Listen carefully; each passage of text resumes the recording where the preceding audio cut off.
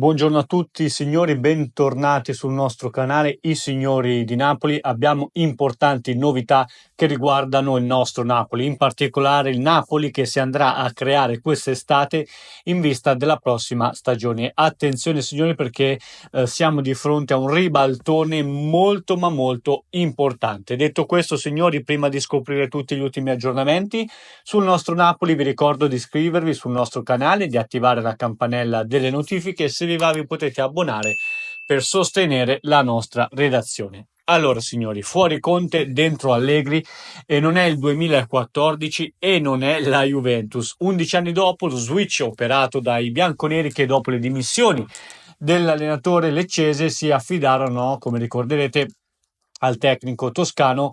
Ora potrebbe toccare la stessa sorte al nostro Napoli. Impegnati da favoriti nella lotta dello scudetto, i nostri azzurri stanno comunque guardandosi intorno nel caso in cui il rapporto lavorativo con Conte si chiudesse tra qualche settimana. Le parole dell'ex Chelsea Tottenham d'altronde lasciano poco spazio alle interpretazioni e trasudano stanchezza, come se questa parentesi sotto al Vesuvio l'avesse prosciugato e fosse ormai arrivata al capolinea. Corteggiato Conte da mezza Europa ad oggi e soprattutto comunque lusingato da un ritorno alla sua Juventus, Antonio Conte avrebbe pensato di lasciare il Napoli dopo una stagione ad alta tensione vissuta, come al solito dall'allenatore visceralmente, che potrebbe chiudersi in trionfo venerdì sera. Se il suo prossimo approdo potrebbe essere dunque un ritorno a casa, quale sarebbe la mossa di De Laurentiis? A chi affidarsi per il ritorno in Champions League del nostro Napoli? L'idea di De Laurentiis è semplice ragazzi, replicare quanto fatto dai rivali juventini 11 anni dopo.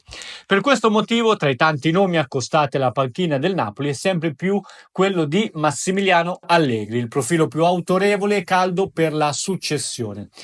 Come riportato anche da Alfredo Pedullà negli studi di Sport Italia, ci sarebbe stato un contatto recente tra il patrono azzurro e il tecnico toscano a Roma per seguire gli internazionali di tennis. Allegri avrebbe quindi incontrato il patron Aurelio De Laurentiis e gli avrebbe dato la sua disponibilità ad allenare il Napoli. In caso di addio di Conte, insomma, lui sarebbe pronto. Adesso l'iter è chiaro, signori. Prima lo scudetto venerdì sera contro il Cagliari, poi il faccia a faccia tra società e Antonio Conte e quindi la doppia decisione. Addio Conte e benvenuto Allegri. Vedremo cosa succederà tra sabato e domenica, probabilmente massimo i primi della prossima settimana, perché De Laurentiis dovrà sistemare subito la grande allenatore per poi gettarsi a capofitto sul mercato estivo. Quel che è certo, signori, che il Napoli sarà protagonista in questa estate che verrà per quanto riguarda il calciomercato. Detto questo, signori, ditemi se secondo voi Allegri è il nome giusto per sostituire Antonio Conte sulla panchina del Napoli. Grazie per essere stati con noi.